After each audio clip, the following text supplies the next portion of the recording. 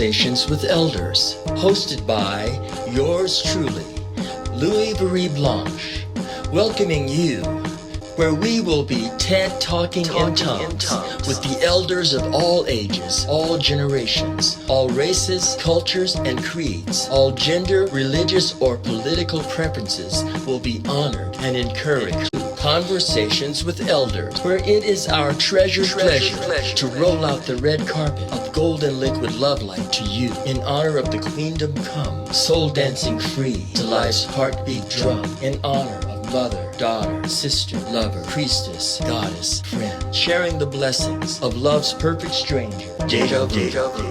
It's too cosmic, much too cosmic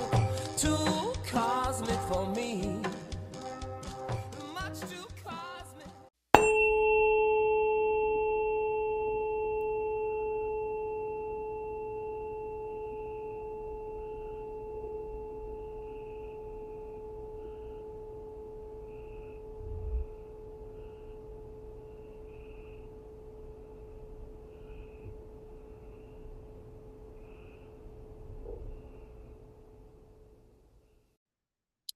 Aloha, hola, aho, hello.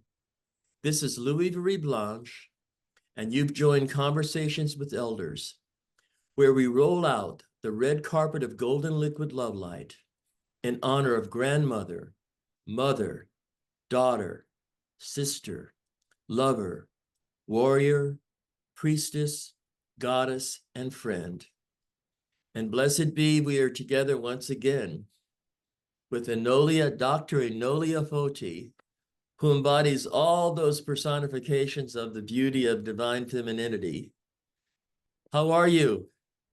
I'm well. Thank you so much for having me here again. And it's wonderful to be able to continue such a wonderful conversation that we initiated. So thank you for having me. Well, the here where you are now is not the here where you were the last time we spoke. That's correct. I'm coming to you from the USA right now instead of from Angola. So it's wonderful to be here. I'm in Chicago on the South Side and I'm home. I'm visiting and I'm home. Yeah. So you normally live in Angola. Mm-hmm. You're a newlywed. Yes, I am. And if people don't know, you're a Renaissancean. The word I've coined for people such as yourself is you're a Renaissancean. You've got connections in all sorts of diverse realms of human endeavor and on and off planet endeavors. And I wanted to reminisce a bit on the Trinity of Inspiration that I asked you about when we first spoke. Your Trinity was, I'm always under the I am presence of the Creator. The second one was being cognizant of the powerful beings of light that we are. And the third was, you spoke of a little dab of honey mixed with some concoction that you were given where you realize yourself as a dimension walker. But you know, your work as a grandmother, which you believe is your most appropriate title. Yes. This journey you're on, I know that on the 31st, you're going to be with our beloved brother David in California, Palm Springs. Yes, I leave tomorrow. And did you commune with your son and his daughter, his wife from Australia? Yes, not his wife yet, but I hope that does come to fruition. She's a wonderful, beautiful lady. And where else have you been since you arrived to the United States? My dear friend Bukeka Blakemore out of Kansas City, Missouri, and her husband Eugene, and just planting seeds in Quindaro, doing ceremony there with the Wyandotte original lands. So yeah, that was phenomenal. And always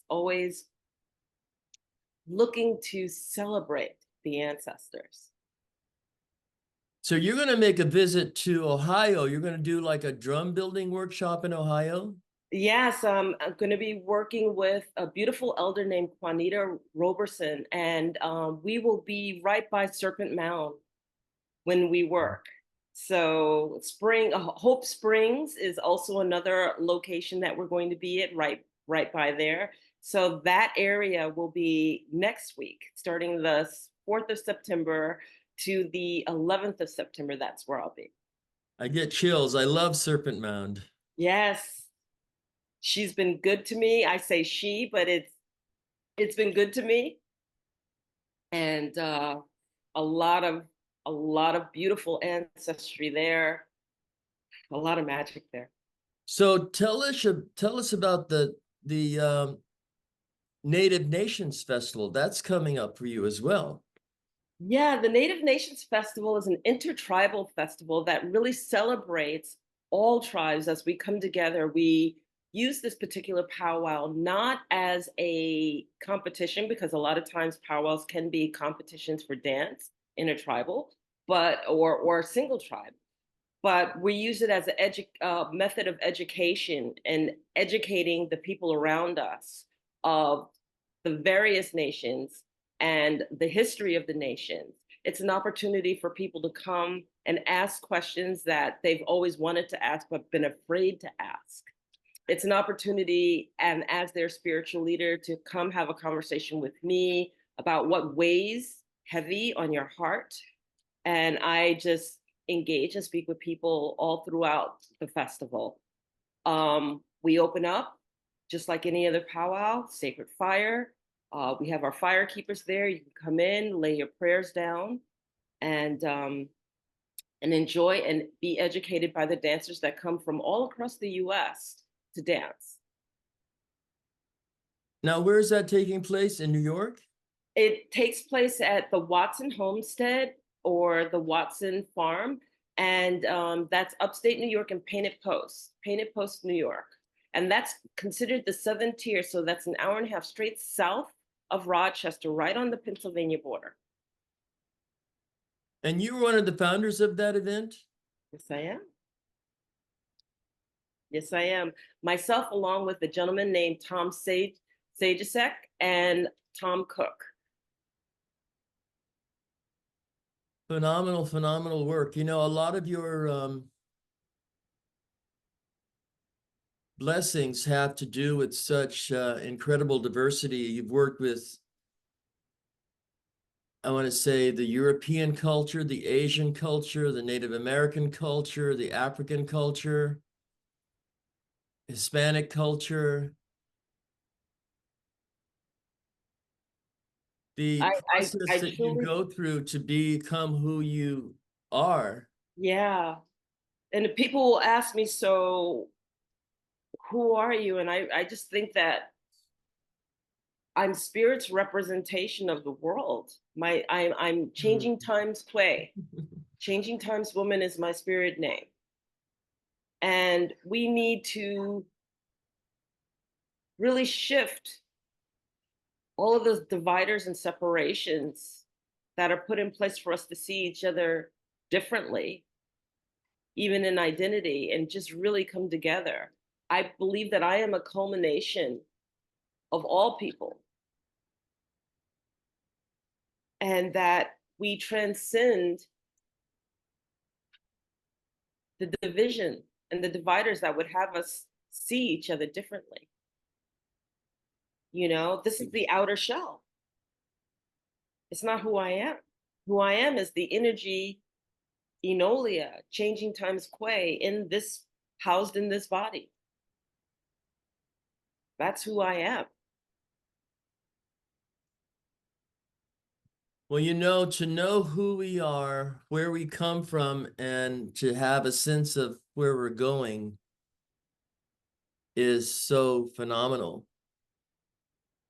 And I wanted to ask you what your perspective is on,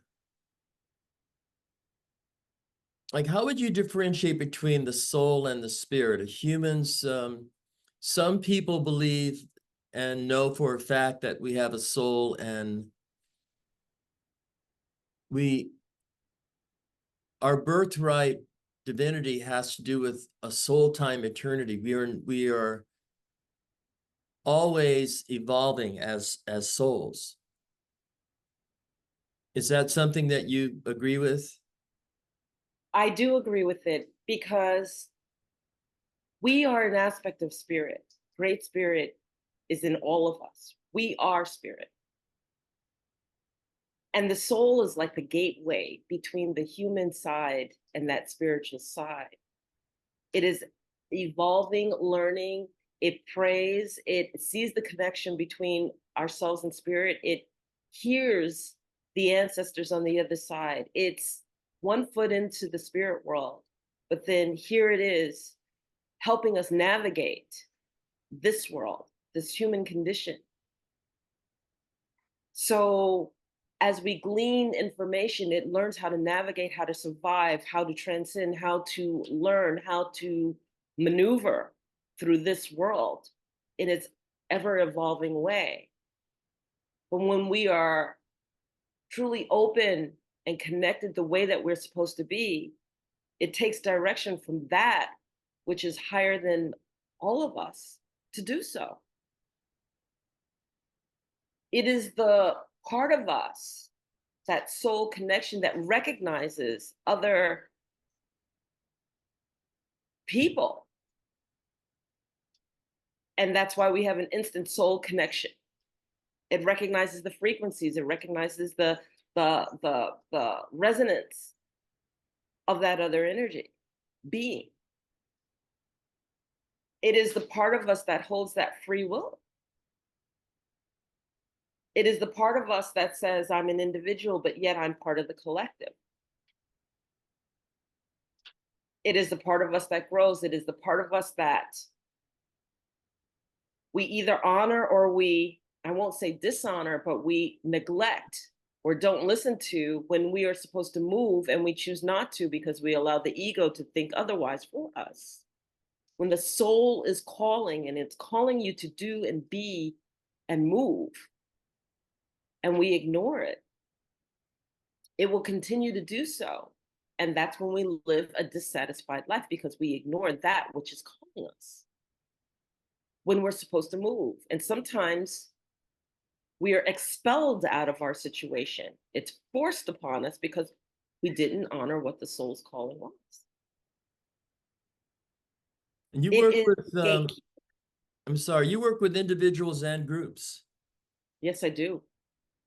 So, you know, like one of the things I think of when I think of an elder, grandmother or grandfather, is the inherent wisdom in the stories that can be shared from the road that our elders have walked. So I'm wondering, like, when you see, because we were talking before we started the show about my friend in Australia who's revisiting his homeland, and it's stirring up a lot of past memories, post-traumatic stress. He's being triggered and he's kind of lost his way in terms of remembering who he is. So I'm wondering, like, if a young child or anyone comes to you and they have questions about who they are and their soul, like I've been having discussions with my youngest child. He's in his 20s. He's not like a child anymore. But for some reason, he has a very adamant feeling that there's no such thing as the soul. And he wants to, his wife was a very beautiful person who is a medical doctor. So of course she works in the world of science. And my son wants everything to be scientifically provable. Otherwise, he won't acknowledge it. Like I shared some near-death experiences with him. There's a show called Next Level Soul. Mm-hmm. And Alex has, I think, almost 500 different interviews with people from all walks of life that are sharing experiences that they've gone through. And I shared a video. There's a man who was, for all intents and purposes, was not alive for 90 minutes. He was had cardiac arrest. The doctors and nurses normally would spend 15 or 20 minutes trying to revive a person in that condition. But the doctor said for some reason he worked on this gentleman for 90 minutes. And the experience that the gentleman speaks of in that 90 minutes of time, which time doesn't matter in that realm, but it's all, a lot of people say, you know, I was gone for it seemed like several eternities, but it was just a matter of minutes. But this person had an experience and then returned to his body, and right there in front of the nurses and the doctor, he regained his heartbeat and he started breathing. He had to be assisted with breathing, and 3 days later, I mean, the doctor even told his wife, you know, you may not, your husband may not have all of his cognitive skills because he's been, you know, under the stress. Not breathing for 90 minutes could cause certain damage, but he didn't experience any of that. And I shared that with my son as a means of hopefully introducing him to other perspectives on what this thing called the soul is and how other people see it. What can you share to, if my son were sitting before you and he has this curiosity, pretty much very close-minded right now about, you know, the guy was just having a dream. All these people are saying things because they heard someone else say it, and he's very set in his mind at this point of not really giving credibility to the fact that we are souls. And I wanted to end this long drawn out question with, do you see souls reincarnating onto the planet and going through a process where they commune with the council and decide what their experiences are going to be in certain life paths and life paths? Is there a blueprint in your mind that souls, they may have amnesia, but are they on a certain journey? So I really do believe that souls have a certain journey. And the lessons that they learn are from their previous lives. So sometimes people incur incredible suffering because they were on the other side of that, and they needed to see what those that had suffered, they had a beautiful life. They weren't maybe as compassionate to people who were suffering in the previous life were going through, and so they come in on the other, they come in again, and they go through suffering. So in the case of your son, you know, sometimes we learn these lessons in the same lifetime, sometimes we don't. And the question that I would pose really is, how do we lie to ourselves? Why is it so important for him to have this perspective? What does he feel would unravel to open that perspective up? Which means that 9 out of 10 signs have been shown otherwise, but we choose to either accept them or ignore them. And that's why I would go back to, what stories do we tell ourselves to convince ourselves otherwise? That which we say is absolute is never absolute. And we see it all around us. It's whether we choose to embody what we see and open our hearts up to what we see. And if we choose otherwise, there's fear, and it's predicated on fear. What is it that we are so afraid of to open that perspective up? What is it that makes us so uncomfortable that this boundary needs to be put in place? Each of us has a boundary.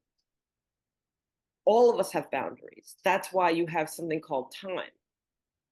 That's why you have something called space, because if we didn't have a time on something, if we didn't have space on something, and we just existed in the universe in its expansiveness, some of us would go crazy because we don't want that expansive. It's too big I feel too infinitesimally small not to have these boundaries around me.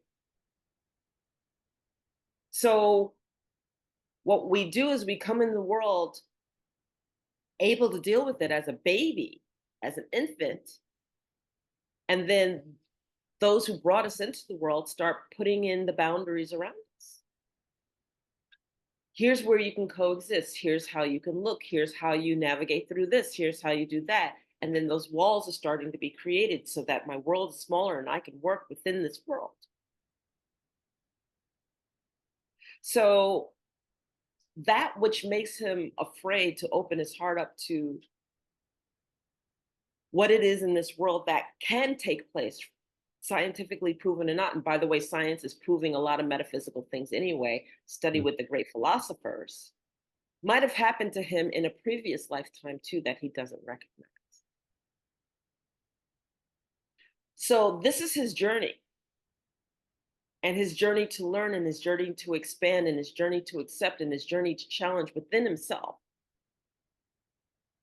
And sometimes when we have that knowledge base and we want to say, wake up, this is the deal, this is the deal, they have to go on that journey. We love them so much.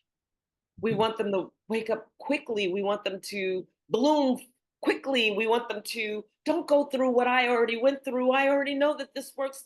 Here's the way, here's the path, here's the way. They have to find it themselves. Yeah, what a challenge as a parent to realize that. Yes. But my son, he's teaching me that. The one thing that children teach us is just what you described, to accept. And my son's got 3 beautiful children. And I've said to him, I said, when you look at your 3 children, you've got 2 daughters and a son. And don't you see that each of them have a personality and a character and an essence? Do you think that just happened by chance? But he's a father. He's a beautiful father. He's got a beautiful life. He and his loved one, they met when they were very young, and they knew each other instantly. And they've married and have a beautiful family. And in his wife's life, she came from, I think she has 2 other sisters. Mm-hmm. But she was raised in her mind as a little child, she was always going to be a doctor. And, we have ideas like the black sheep of the family or the golden child of the family. And those terms, those are categories that a person should not,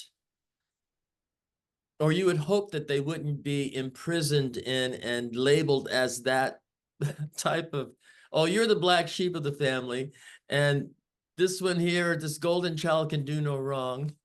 And I love the Sly and the Family Stone song, It's a Family Affair, because it talks about, lyrically, it tells this story about how the mother recognizes in all her children their individuality and senses that the journey they're on is their journey, and just accept it and be a guiding light whenever it's possible. But at some point in time, they have to go out of the nest and fly. And sometimes they're our biggest teachers because as a parent, our love is unconditional. And as a parent, it's sometimes our children who force us to face the biggest parts of our belief systems that we've ever had. Mm-hmm. Great mystery, great spirit has a way of bringing things back until you get it. Yes, indeed. I don't know what I was doing, but I've shared a lot of my story with you. And, I had a series of short few months, the fire, the near fatal car accident, having my heart broken in a relationship. You know, Spirit says, are you, hello, ringing your bell, you've got a message trying to reach you.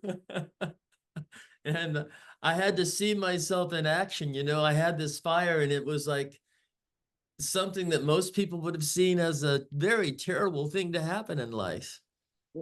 But I watched myself and I said, well, you know, I've got this bag left. Everything else I owned is gone. But I'm not sad about what I lost. I'm happy to have what I have before me now. It was a bag.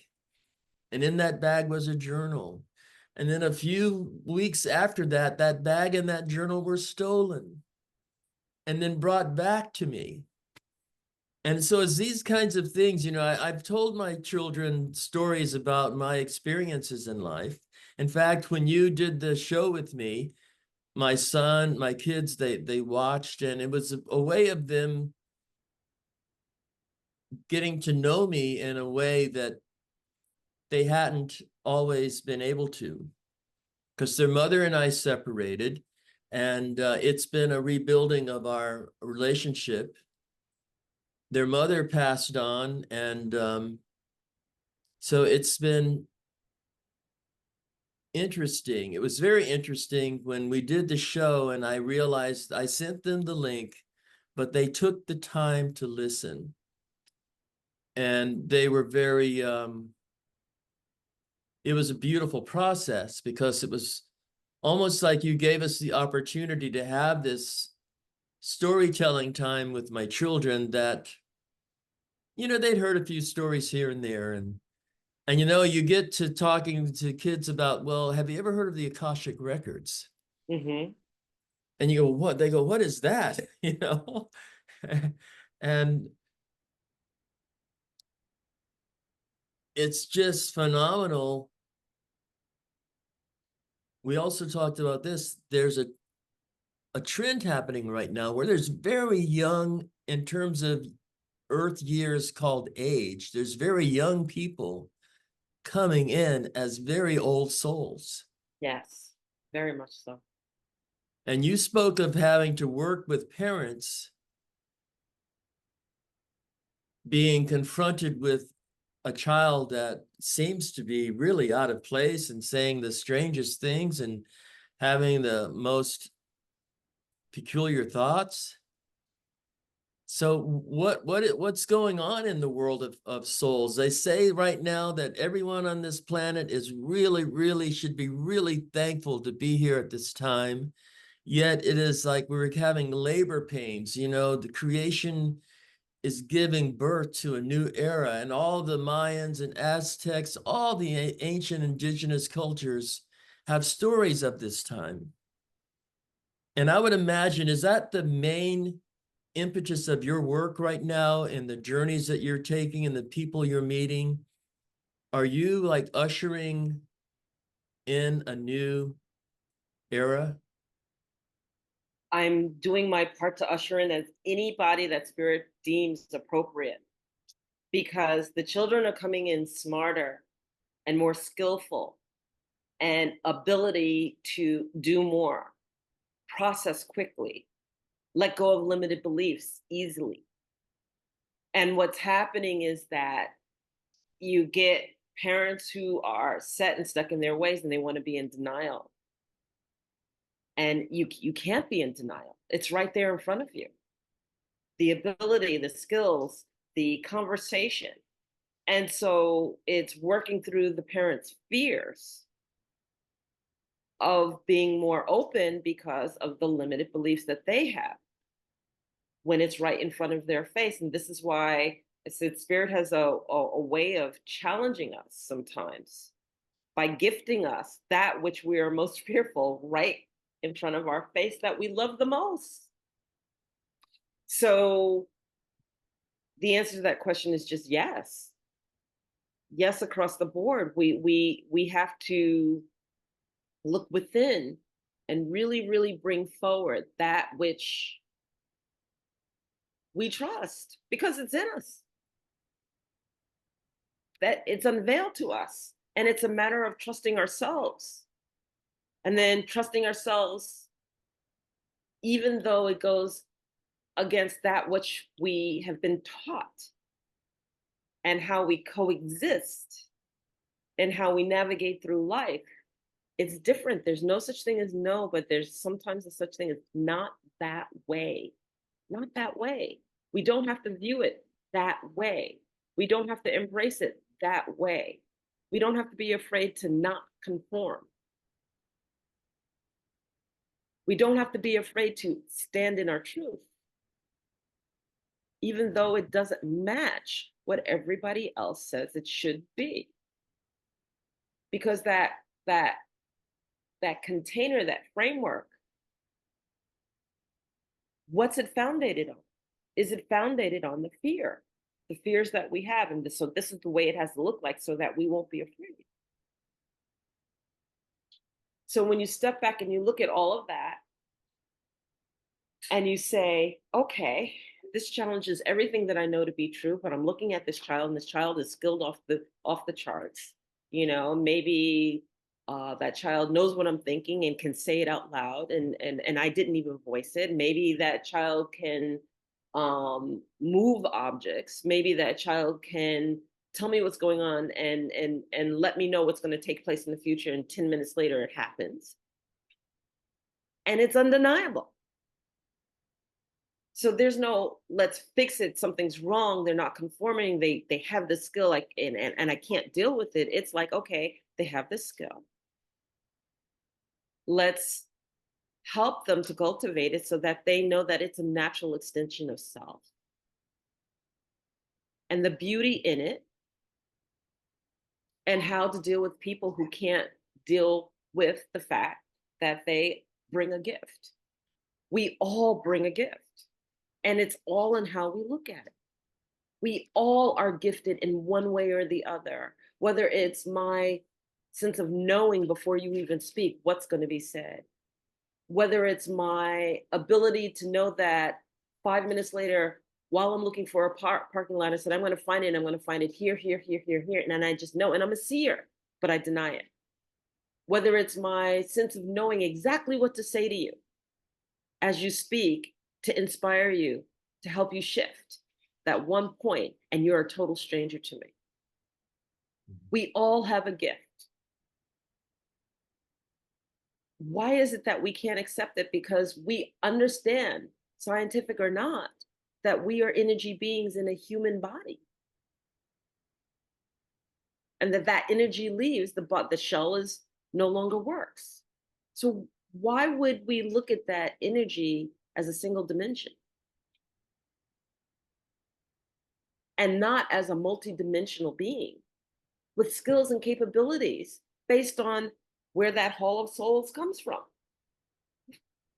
You know, and that from every dimension that we dwell in and we come from, and then sit in this container, that we don't bring the skills and capabilities and gifts from that which we originate from. Why can't we shift our view and see it? You know, if you think of why people are always made to conform, it's because of a certain amount of control. What needs to be controlled? Why would my thinking need to be controlled? Those are the questions that we need to be asking. What role does consciousness play in the reality we see before us? And how does that affect our perceptions? It seems to me, as you know, we see control as a means of actually affecting, oftentimes unbeknownst to those that are being affected by the methods. You know, it's like there's a saying like, okay, you got a degree, you went to school, you got great grades, but now a certain percentage of all of that, you should just forget it. Because, you know, you spoke about something that reminded me. I oftentimes do these presentations at schools, because there's a trend in America where a lot of the schools are not funded for art programs and even physical education. There is like a lack of funding for art and music sometimes, and physical education. So I've been volunteering as I travel and go to different parts of the world. I oftentimes volunteer at schools. And there was once I was set to go to a school in the morning, and that night I had this dream. And when I woke up, I processed the dream as something that I was supposed to incorporate in my presentation to the children. And I've done these presentations, I say, from pre-K to post-grad. But I really love the pre-K, the younger people, these young souls who may be ancient souls, but they're old souls in young bodies.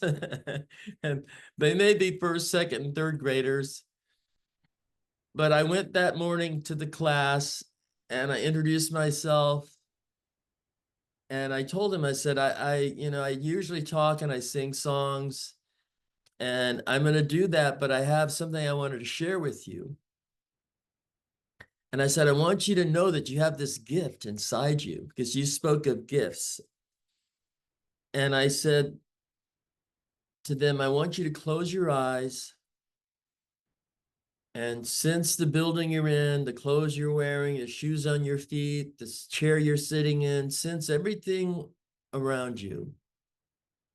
And see if you can find anything that wasn't once a thought. And they went through that little process with me. And then I spoke to them about this gift that you have inside you is in your heart. And I said, you know what? You can share that gift every moment of every day with yourself and with others. And then I asked them, I said, what are you thankful for? And I also asked them, I said, what's in your heart? Like, what kind of secret dream? Like, what do you want to do with your life? And the answers they gave me, like some of them talked about time machines and how they'd love to be involved in a time machine, inventing or experiencing it. And then when they shared like who they were thankful for, it was like, oh, I'm thankful for my mom, my teacher, my cat, my dog. They all had different things that they shared that they were thankful for. And I said, well, that gift of thankfulness is something, have you told your teacher or your brother, your sister, have you shown your cat or your dog, or maybe even your goldfish, I love you, but they really got it. And it helped me in a way that I was able to trust my dream journey that night as to being something that I should share the next morning with kids that I'd never seen before.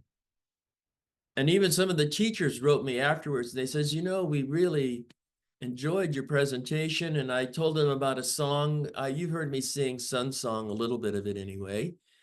And because I tell the kids, I'm a writer, I'm a poet, I'm a singer, I'm a songwriter. And I said, how songs come to me?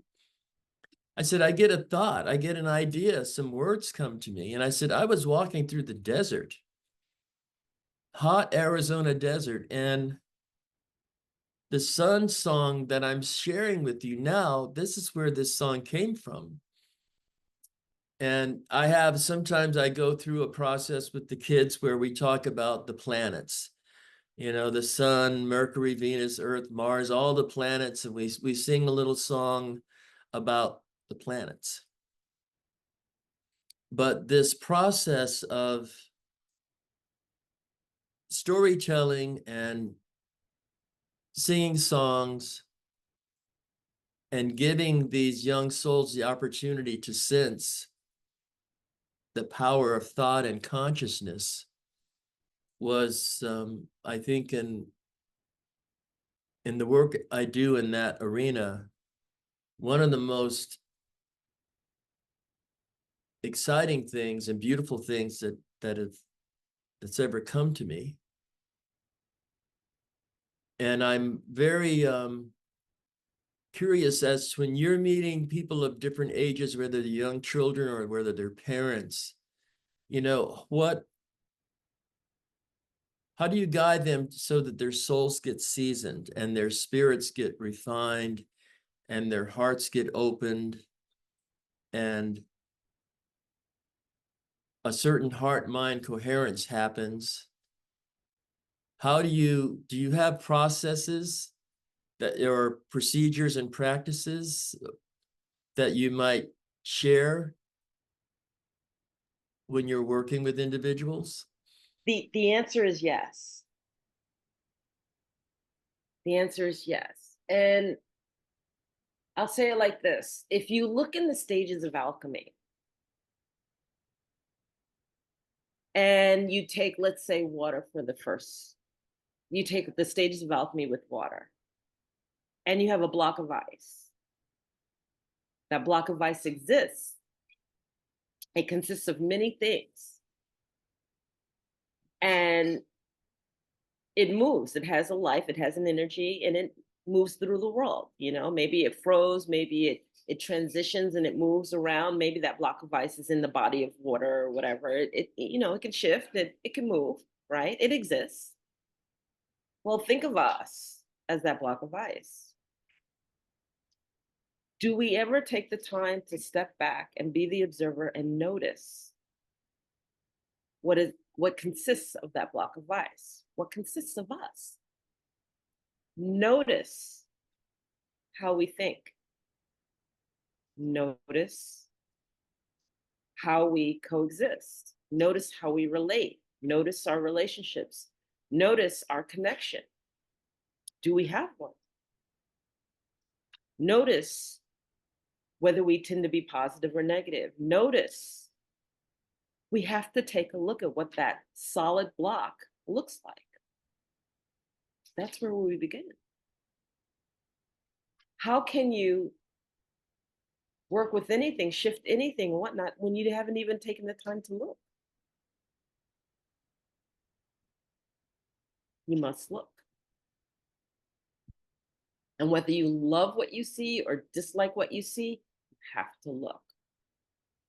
How do I process information? How do I come to terms with the decisions that I make? Why do I make those decisions? Is there fear guiding those decisions? Is there love guiding those decisions? How do I view the world? How do I move through the world? What leads me through the world? Is it my emotions that lead me through the world? Is it the unveiling of information that guides me through the world and I'm the observer? Am I stuck in a story? Am I stuck in a story of somebody else's making? Am I stuck in the story of my own making? Do I listen? Do I fill in the gaps when listening and there's silence? Do I act on the gaps that I filled in, even though that wasn't what was said? Because my mind is overactive and I create stories. Do I respond to people on stories of my own making versus the facts that have been unveiled to me? All of these things we don't look at in that solid block of ice. So how can you change a pattern, stop a trigger, when you haven't even taken the time to notice what they are, what the habits are, what the triggers are, the stories that we tell ourselves, why we feel we need to believe this way, what we're afraid of, how we give away our power. All of these things need to be looked at to start, because the only way to navigate a story is to be true to oneself. No longer lie to ourselves. Look in the mirror and acknowledge the totality of what you see, good, bad, strong, whatever judgments you have, let them go. This is who I am. I get angry. I get happy. What parts of me lead me through my life? How do I see life? If I see life through the eyes of pain, then that's a part of my personality that leads me through the part that is always hurt and traumatized. because I can't seem to see life in any other way except through hurt and trauma. What happened to the courageous part of myself? They're in there. Well, why don't I tap into it?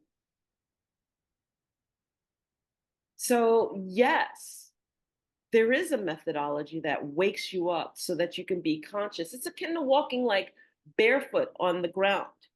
Every step that you take, when you take your shoes off, you then acknowledge that I could get hurt. I could have, is it soft? Is it hard?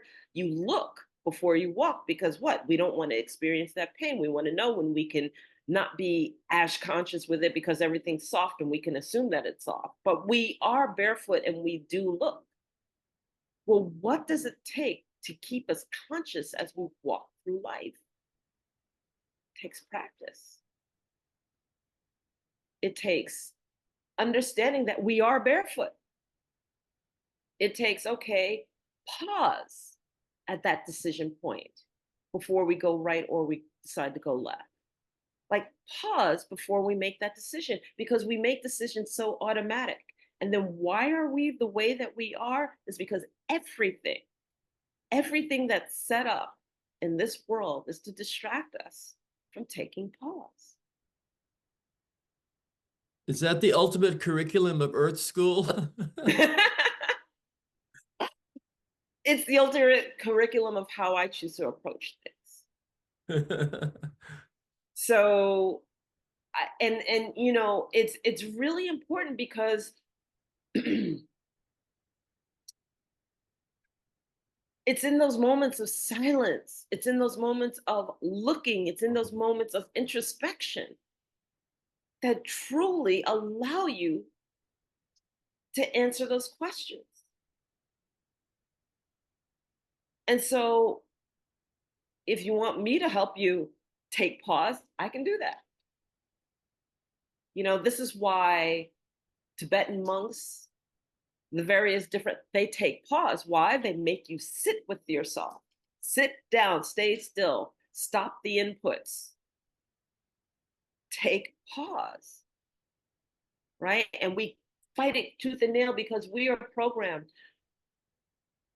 We want to read a book, but no, you can't read a book. Now you're looking at books on your computer. And if you're looking at books on your phone and you're reading on your phone or your computer or whatever, then you allow that interrupt driven. You read for a little while, then you check your email. You read for a little while, and it's a natural extension of the distraction.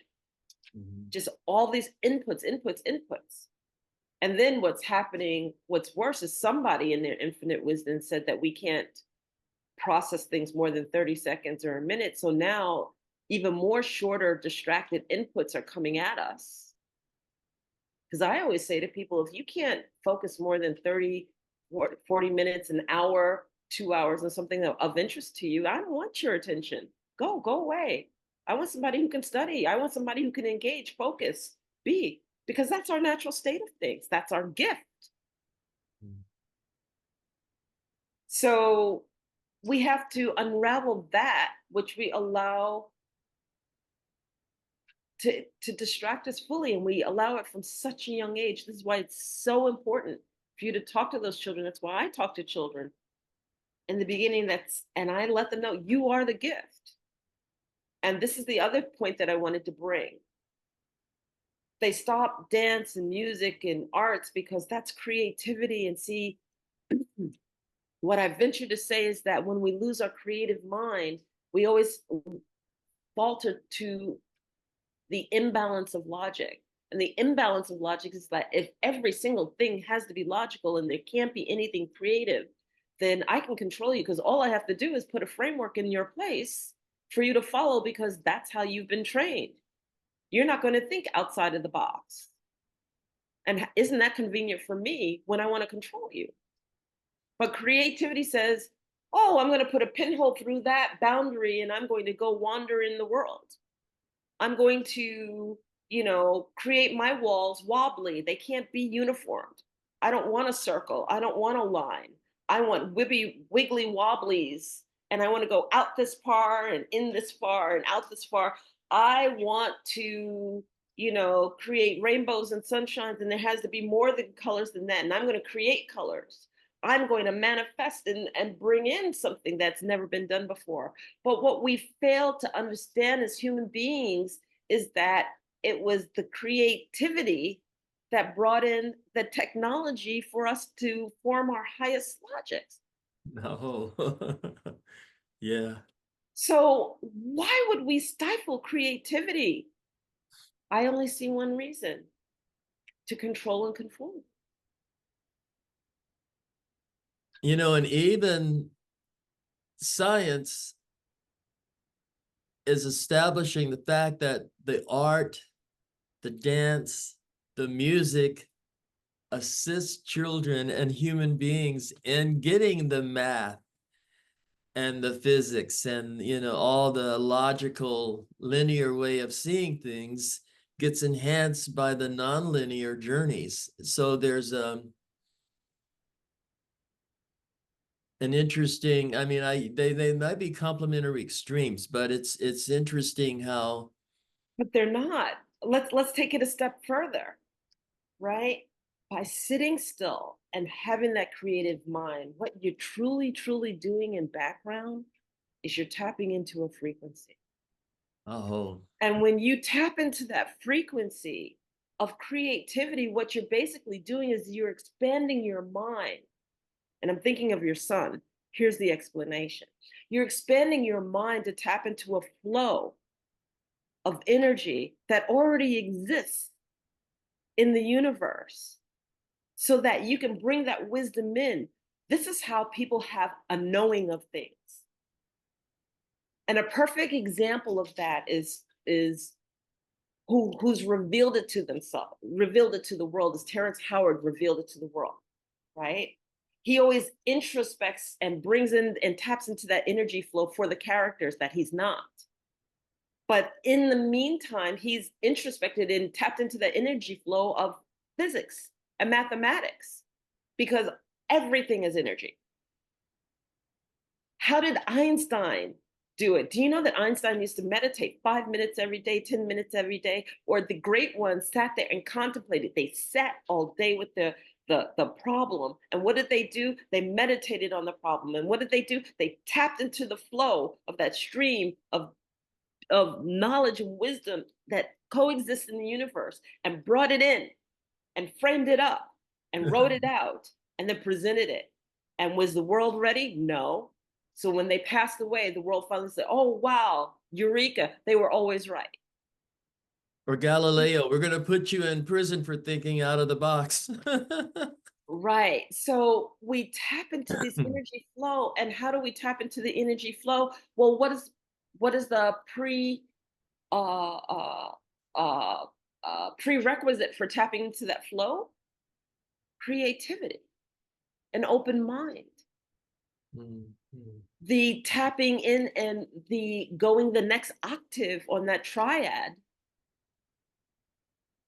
and saying, okay, I'm now going to think and practice and coexist at this next octave.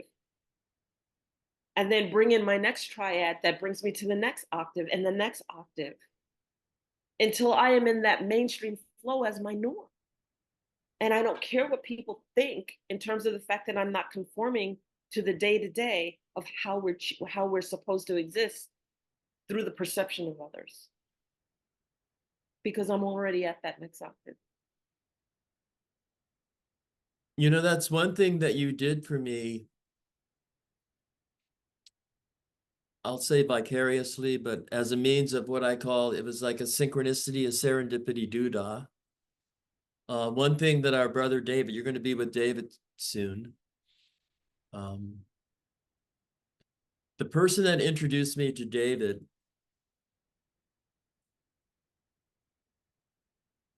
and then David introducing me to the Mystic Minds Network and how you and I connected and the other beautiful people that I've met through that process. And, you know, as you're speaking about that quiet stillness, about that contemplation, about,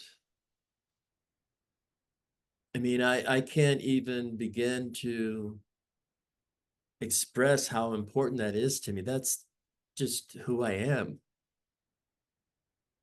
And I wrote my children earlier today because I share that I call them dream streams of poetic consciousness, but I'm listening to the voice of quiet stillness. And as an only child, I had both my parents worked, so I had a lot of time to think and to sit with myself and to choose what I was going to do after school before my parents came home from work, or to choose what I was going to do during the summer when, everybody was, we weren't in school and we had a lot of time to do things. But, I started looking, and you gave me, this is what the opportunity you gave me when you asked me to be a part of the Infinite Way program that you do. And I didn't know what we would talk about. In fact, I wasn't certain, what do I have to offer? I mean, what are we going to talk about? And, but that wasn't a thought that lingered for very long, because the natural flow, my first band I called The Flow. The band I work with now is called Constant Creation. And I live in this flow of constant creation. What you've been describing is it's like who I am. It's like the essence of everything to me. And I share these writings with my children, and oftentimes they don't respond. Bless their souls, they don't really know what to say or how to respond. And I called the times, COVID, I called the temples of quarantine. Because I got the sense that said, this is a golden opportunity. People can't go out and, like cities like New York, there was no one on the streets. And, in the Holy Lands of Los Angelinos, the sky got clear because not everyone wasn't in their cars every day. But there is a golden opportunity in those temples of quarantine. And I've been hearing this voice speak to me since I was forever, really. It's been speaking to me. And unfortunately, I took notice of it. And as you've said, what I call the inner eyewitness, I've allowed the inner eyewitness in me to monitor, what are my thoughts, my words, my actions, emotions, and feelings? Am I having knee-jerk responses? Am I able to contemplate? Am I watching, like I watch myself respond to having a fire? I watch myself respond to what I now call my Disneyland vacation. I had a series of events in my life that I was incarcerated. I was in a county jail in southern Arizona, and a Jamaican gentleman happens to be in that jail, and we met for a few minutes one evening. And I told you this story, and the next day he comes to my room, and we've written 15 songs together. Now, I can't ignore that. I can't say, well, that's insignificant. And who cares? When my bag of writings was the only thing saved in the fire, and then it gets stolen and brought back to me, I said, okay, I get it. I'm going to do something with this. And my very first album came out of that. And then I happened to be in Tucson, Arizona, where Dr. Patrick Flanagan, this Egyptian specialist and pyramid researcher, and he's into all kinds of things that are now becoming more and more commonplace in the way that humans understand existence and the actual cosmology of life. But again, getting back to my children, I'm having this voice speak to me in such accelerated moments that a lady that I met on my journey back to Mexico after traveling with the Aztec and Mayan elders, I felt I had to go back to Mexico. So I rode a bus 35 hours on a bus. At the time when everything that most people were hearing about Mexico was beheadings and the war between the drug cartels. And it was like, why in the world would you want to go to Mexico? you know. But I go to Mexico, and Spirit's orchestrating all this, because that's the one thing that I've learned in life. I mean, I am following the guidance of that voice, of that unseen source that speaks to us, that I now recognize our God self-remembrance and our God self-realization, our God self-recognition is so key to everything. And I'll have to ask you about this. You know the movie The Matrix, the red pill, blue pill thing. And again, it's like this expression of creative spirit, whether it's a story, a thesis, a song, a poem, a movie. When creative spirit works through us, and these ideas come and they form and they manifest, and then they start having effect on people that you've never met before, which a movie like The Matrix has almost become a yardstick for how people look at reality. You know, do you want to live in the illusion, or do you want to lift the veil and see what's going on here, you know? Some Well, people want to live in the illusion. I am sharing with my children, and you know, I am in the process taking notes, as I say, in the courts of high and low creation. I'm a stenographer. It's not even me.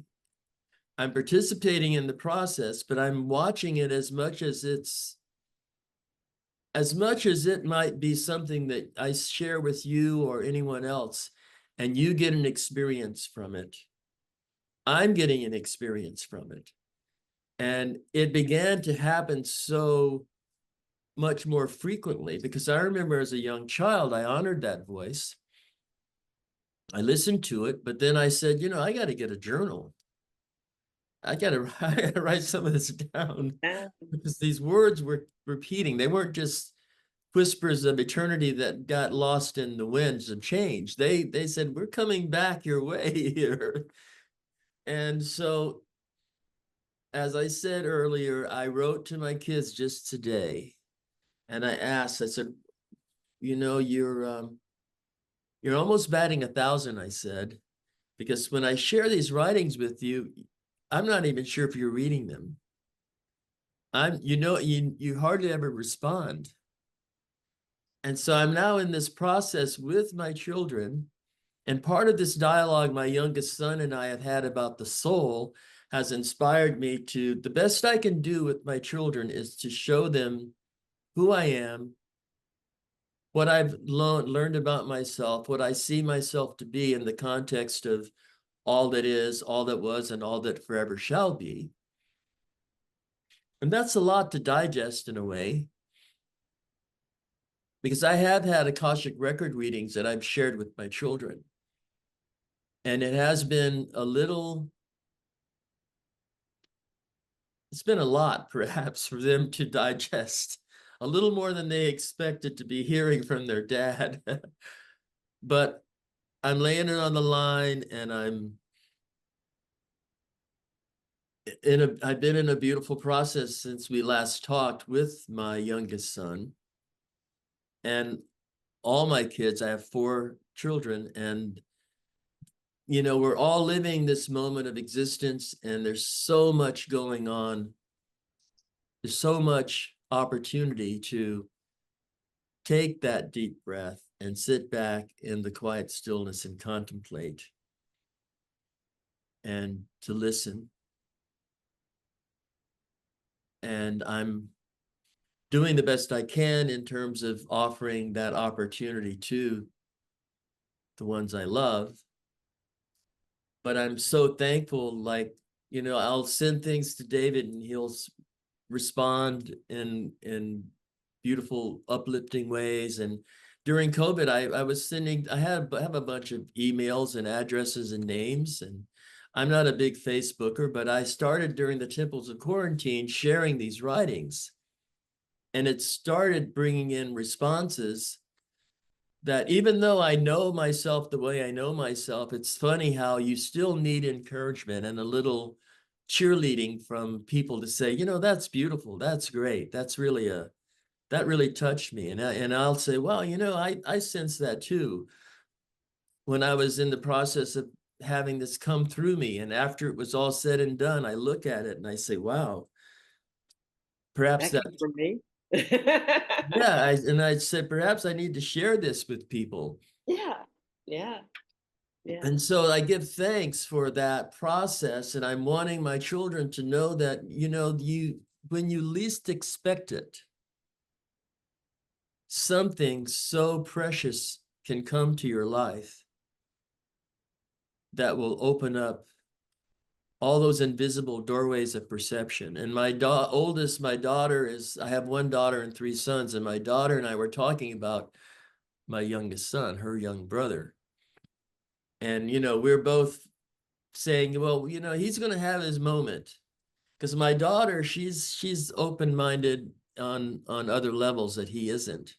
Like she asked me once, I met some people in Florida that gave this weekend workshop helping people to become more intuitive. And these people actually had a 24-hour phone line, and they needed people to man the phones that were psychics that could answer questions for people.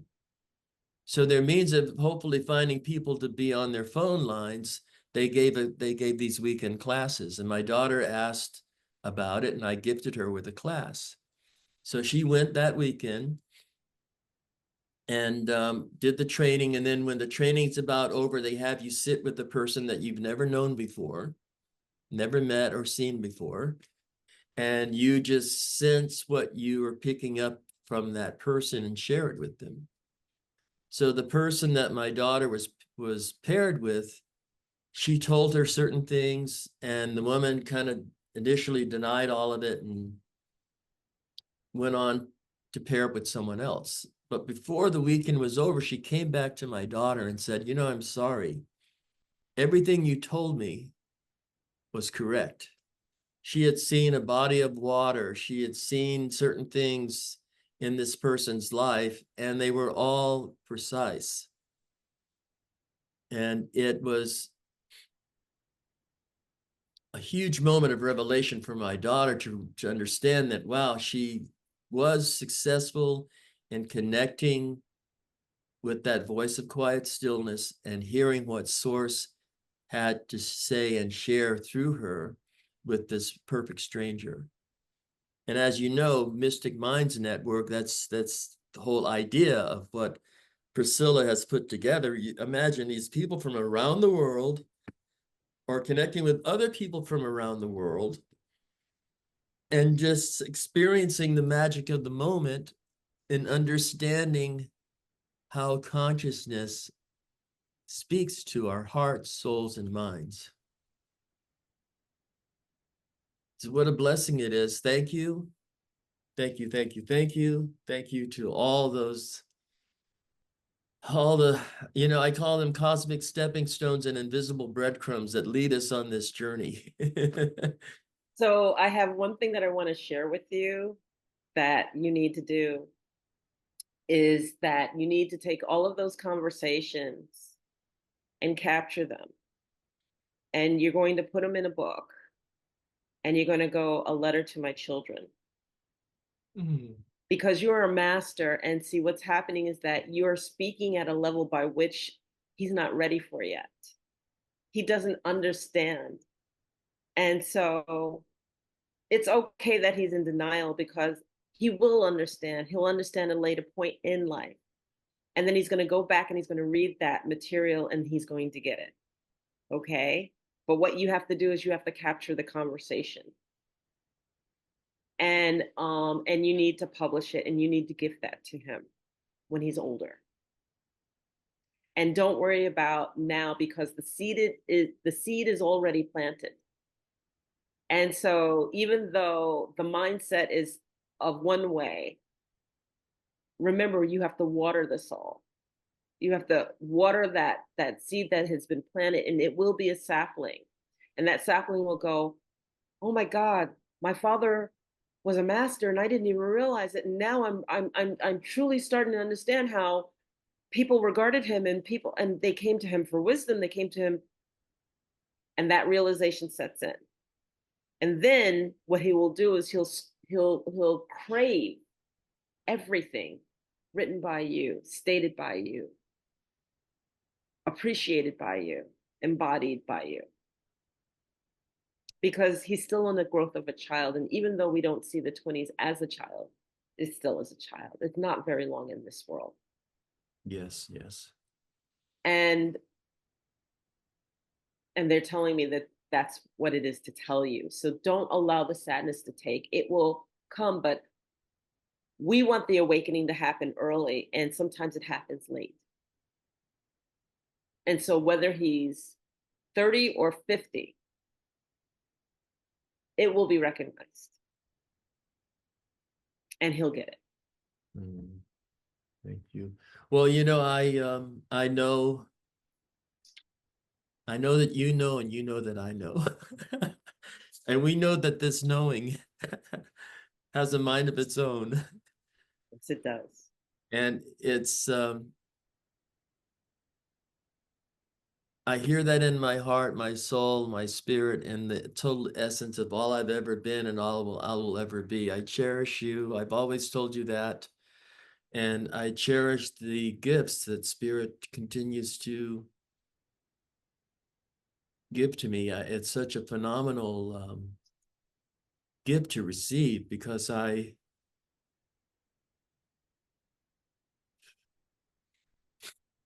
told you before, it's hard to be thankful enough.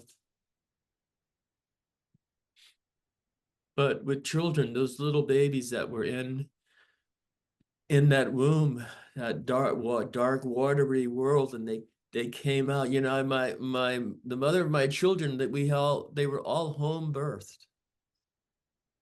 Even my daughter, who came early, and the mother of my children had to be taken to a hospital. In the hospital, she did not want any medication. She did not want anything other than just to do what she could do to bring forth this child. And so, you know, they're beyond the poems and songs and prayers that Spirit gives to me. My children are the most precious thing to ever manifest in my life. And I told my son, because he's very adamant, he's got so many walls up, and I've been sharing this and sharing that, and he'll just wipe that. Oh, that doesn't make sense. The guy was just dreaming. He was delusional. It was, you know, he has a reason for everything. And we've been doing this for quite a while now, a week or so, a couple of weeks perhaps.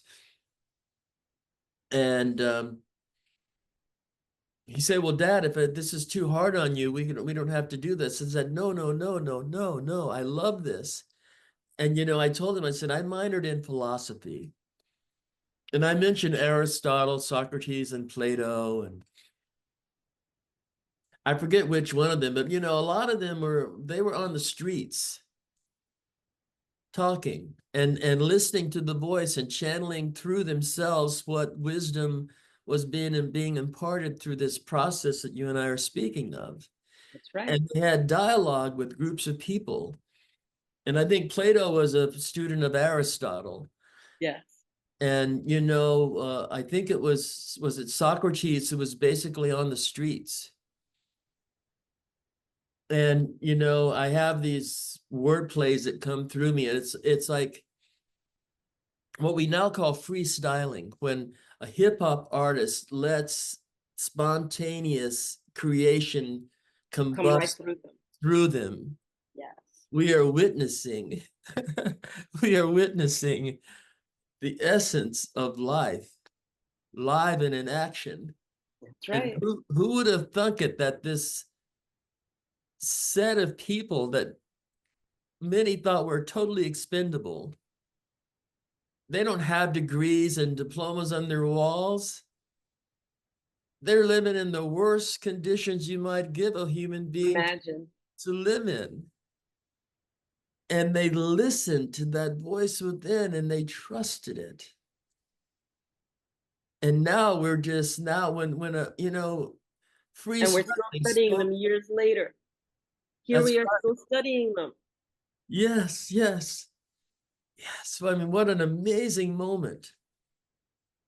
What an amazing moment of moments. And I'm right there with you. I'm studying Edmund Husserl, Abelio. I'm studying the philosophers now. Here it is, this late stage, and I'm studying them now on my own because of understanding the wordplay, the logic, the approach, and what I found with the philosophers and where they were divided. And the ones who believed in the philosophy along with the metaphysics are the ones who lasted. Yes. Well, that's what I told my son. I said, no, the philosophical discourse is that you take in all the various extreme ideas and ideologies. Yes, Don't shut them off. Take them in, off. have a dialogue about it and with it. Absolutely. Absolutely. So remember this, though, when we are dealing with our families, no matter what is taking place, he is still an extension of you. Your blood runs through his body. Yes. Your essence of that which you are is him. And remember that most of the time, when those who are really much like ourselves are the ones that we argue the most with. Yeah. Well, what's interesting is he's got a friend, like he's he's a heterosexual man. He's got a wife and children, but he knows a lot of gay and lesbian people. And he was once asked by these women if he would donate sperm, Mhm. having a child. But he's got friends that I communicate with that I'll send the same writing to him and my other children. And there's a girl he knows that she always responds to the writings in such a beautiful way. And I thank people for their love and support. I said, I really appreciate your responding and telling me that you got something out of this, because I believe it or not, it helps me to believe in the process that I believe in it, and I'm thoroughly acquainted with it, but still it's an important It's the part of the support, the process. supported part. Yeah. Support in the process by which you are working within. And so she tells me these things, and I shared with my kids. I said, here's a few of the responses I've been getting. I said, now, Gabe, my son's name is Gabriel. And I said, Gabe, your friend sent me this.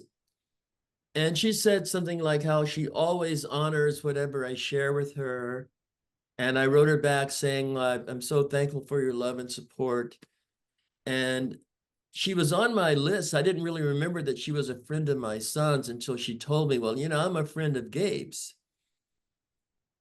And I said, wow. I said, well, that's beautiful. And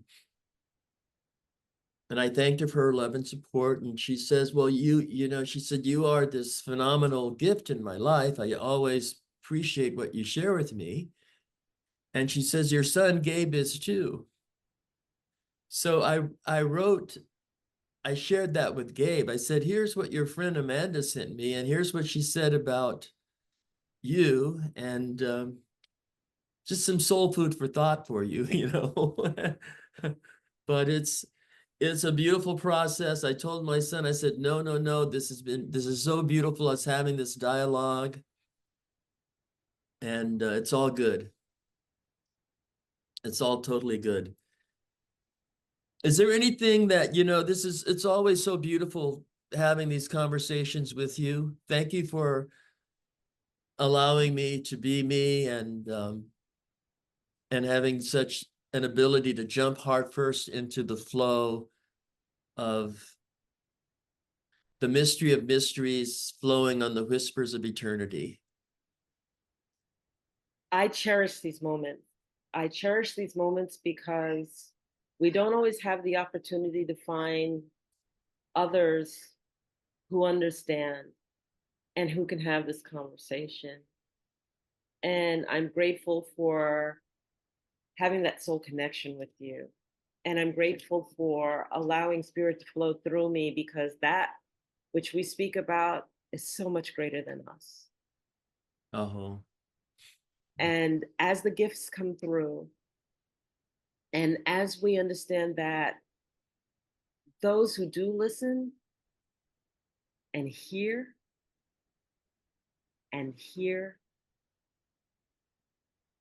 understand and will be impacted.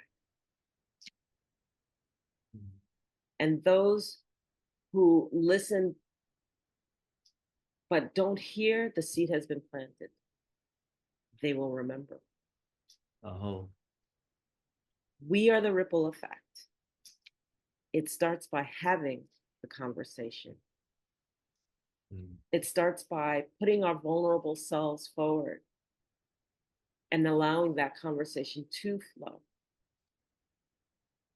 Because that which it reaches and impacts, we've done our jobs. So Well, there's more work to be done, as we both know, and I hope that, well, I don't hope, I know that this will be continued yes, as Spirit sees fit in all in divine order. So the Native Native Nations Nations Festival, blessings on that journey, blessings on your visit to the Serpent Mound. And oh, I will be with you in spirit with Brother David in Palm Springs. Absolutely. It's so wonderful, such an incredible gift. Thank you very much. And give my love to David and anyone on the journey that you might think needs to know that someone like myself out there is encouraging your journey, and the fact that you're going to be in Palm Springs and you're going to be in upstate New York and you're going to be at the Serpent Mound. And those are, you're so blessed. Give thanks. I know you give thanks, and I know you know this, but my spirit will be joining you on this journey. Thank you. Thank you so, so much. Thank you for this opportunity. Thank you for the conversation. Thank you for your light. Bless you. Bless you. To be continued. To be continued.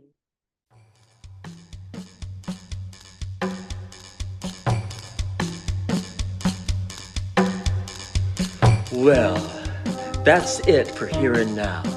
But until we meet again, this has been Louis-Virie Blanche thanking you for listening to Conversations with Elders on Glastonbury Radio 432. Bless you. Quantum physics and the kitchen sink, the energy that follows the thoughts you think.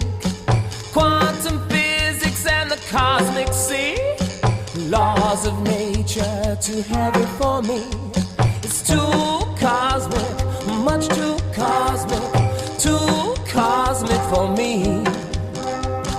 Much too cosmic, much too